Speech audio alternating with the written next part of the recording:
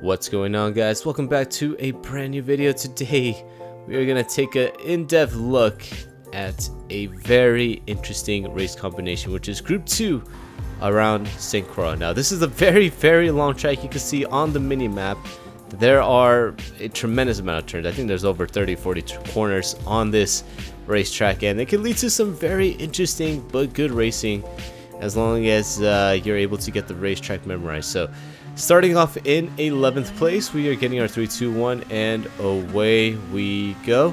Immediately we're going to get into the slipstream of the Brazilian.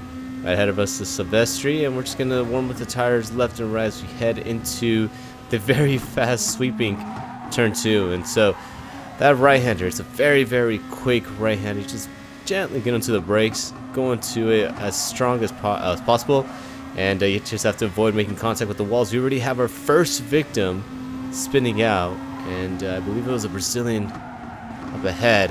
Just accidentally touched that grass, spun out, and we gain a free position as we head into this first windy section. I like to call this part the first sector of the racetrack. I know there's plenty of sectors on this racetrack, but this is for me the true first sector, this windy bit all the way up into the first long straight. So as we come out of the final corner of the first sector, another driver loses it as we get the yellow flags, and we're just going to take a quick little sneak into the inside, try to get around stand here as we abuse the slipstream, move side by side as we head down the very long straight. You can see that J-Fuck right behind us.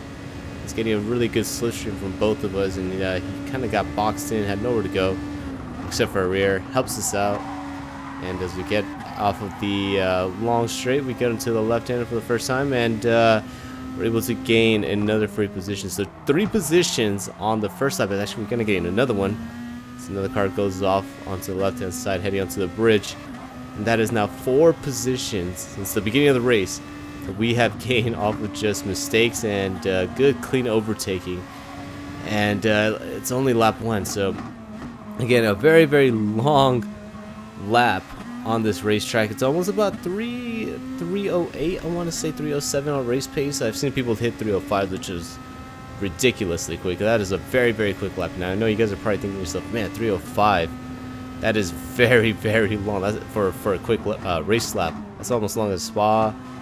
Probably one of the longest tracks on the game, except for like Nürburgring, 24 hours. So yeah, it's a very long lap. Now it's a very interesting one too, because you have to really be cautious about the lines that you are taking on this racetrack, because since there's a lot of quick corners that lead you into another corner, if you mess up the line on one of the corners, it just ruins your pace for the next one. It hurts you for the rest of the sector. As you can see, another car goes off, and I'm telling you, it's a very difficult track, as you saw another Brazilian, Tito, go straight into the wall after making contact with the grass. And RIP to that man, as we were able to gain another position up to P. Steve. We're only on lap 2. Man, if we keep at this rate, we're going to be in the lead basically on lap number 3. But again, just a very interesting track, but it's very fun. The first sector is really awesome. If you get that right and we hit the lines correctly and you don't make any mistakes like touching the grass or accidentally making contact with another car, it's a very fun flowing first corner. Even though it just looks like a lot of left right corners that kind of resemble something like Kodo or Suzuka, it flows very well. And once you get it right, it's a fun time, especially with these cars. Just so much downforce on these cars, you can just send it into a lot of these corners, unlike the Group 3 cars or Group 4 cars. And that just makes for a ton of fun during the lap. But when it comes down to racing, it's a tad bit difficult, just because if you get close enough to someone behind, you gain a lot of dirty air, and it could easily scrub the tires and just ruin your cornering. As we have another driver go off right. It was V1B Racing. It's just had a little moment off of the exit of the corner, go straight into the gravel trap, and there we go, guys. Another position up into P5, and somehow we are surviving the French track of Sainte-Croix, and we are now heading to the final corner. So down the, I believe, what is this, the 4th long straight? I guess we could call this the 4th straight. Probably the 3rd straight in my opinion. We're now coming down to the final corner here and leading ourselves up into lap number 3. Now this is where we're going to come into the pits. The strategy here, at least for us, we were going to run the mediums and then switch off to the softs. So run the mediums for 2 laps. The softs can last about 4 to 5 laps if you're very, very careful with tire preservation.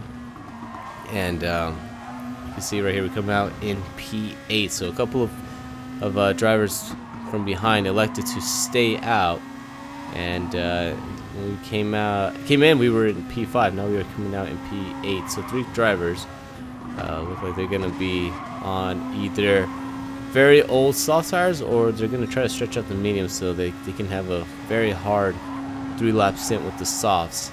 Now into the first sector, once again, we just have to be very careful. The tires are super cold, not a lot of grip. And you can see that we missed our apex here on the final corner of the first sector.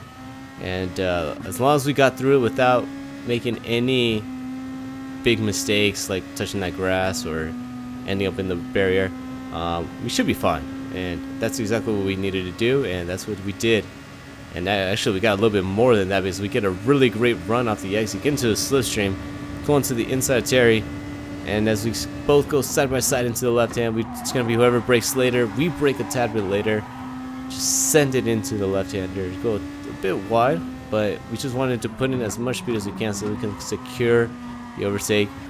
And as we head onto the bridge, that is P7 for us. So should be P4 when we get everybody else cycled through here in the pits. So advancing a little bit more into lap number 3, which is going to head straight into lap number 4 as we come out of the final corner. And right ahead of us, Tito is in the pits, switching on from the mediums to the softs, and that should be a free position for us there as we now jump up into P6. So we still have 2 more drivers that have to come in. I believe it's Silvestri and ZRT that still has to come into the pits. And unless we overtake them on the track, we could probably do it here on the track, but we're just gonna have to wait until they come into the pits, and we should be in net P4 position when everything cycles through. So heading down back into the first sector, we finally have the fastest compound tires, and we can actually push the car to its full potential and see what kind of lap time we can do here. As on the bottom left, you can see that Mark 4, actually it's pretty big, that name, was able to run a 307.6. But I know that Samuel guy in first place can run a lot quicker than that. And I think we can actually hit a 307, 306 for race pace, as long as we just hit our marks and make sure that we don't get stuck behind finding anybody. So heading into the left-hander, we accidentally make contact with the wall. I've been having a lot of trouble with that corner when it comes to just taking it perfectly. And once you hit it right, you can gain a tremendous amount of time, because it's a very difficult corner. Once you take the line correctly and you avoid making contact with any of those walls, you can easily gain about 3/10, 4/10, and help you out throughout the lap and help you out on the race. As it's just putting in the perfect, quickest lap, so it's gonna get you a really good result here on this race. So coming off the final corner, once again we head down the main straight, and there we go. Silvestri is in, as he elected to go for the softs for the first stint. And he's going to come in and switch off to mediums, and that is P4 for us. Thank you very much. And I believe someone else came, I think CH1 actually, or ZHT, Nickel Speed, that came in either the lap prior or during the lap. I'm not sure, but somehow we got ahead of him. And now we are up into that P4 that we were talking about, chasing down Shaky Banky right ahead of us in 3rd. And this is going to be the battle for the podium, as first place has just ran away with it. He is gone. He basically checked out. Samuel is ridiculously quick on this racetrack, as he, I believe, started with the 302 for qualifying time, and around here that is ridiculously quick. So I was not surprised that he was that far up into the lead. Didn't really have to deal with anybody, and all he had to do was just put in his lap times and just worry about making sure he didn't make any mistakes, and basically race the track and not the pack. But as we come out of the final corner of the first sector, down the main straight, once again we get a great run down the slipstream. It's going to be the Lexus versus the Nissan, and side by side into the left-hander. We try to make an attempt on the outside, doesn't work out, so we try to go for a cutback, but he defends the inside, keep it onto the right hand side, get a great exit, and side by side into the right-hander. We go into it a little bit as we make a little bit of contact right there, and luckily GIGABYTE was able to get it load up and keep it together. And it was a very interesting critical overtake, but just none of us wanted to give up the spot, and due to that we made a little bit of contact. But at the moment I didn't really know if we had made contact or not. I know he got a little out of shape, but you could get out of shape by touching the grass off of the exit. So I didn't really know if it was contact that made him get a little bit loose, or if it was just that grass. We just had to continue on forward. We were both pushing very, very hard, and sometimes a little bit of contact is made when you and another driver are having really, really aggressive racing. But hey, it's all love and fair. But let's continue on now as we are in the podium position, and I wanted to get more. I did not want to finish this race in third. I wanted to at least finish in second. I know first was out of the table. Samuel was just way too far up the road. You can see he's 13 seconds up the road, and we only have a lap and some change left in the race. But it wasn't all, easy for us, as we're starting to get caught up by USMB, which is Mohammed in the European region. Very, very quick race car driver in the UK, and he was gaining on us. I believe he started all the way in the back of the pack, and he was just gaining and gaining and gaining throughout the race. And you can see now that all that pace was able to allow him to catch up to us, and now is fighting for this podium. But we just have to be as perfect as we can and make sure he doesn't get too close to us as when we get down to the long straight here.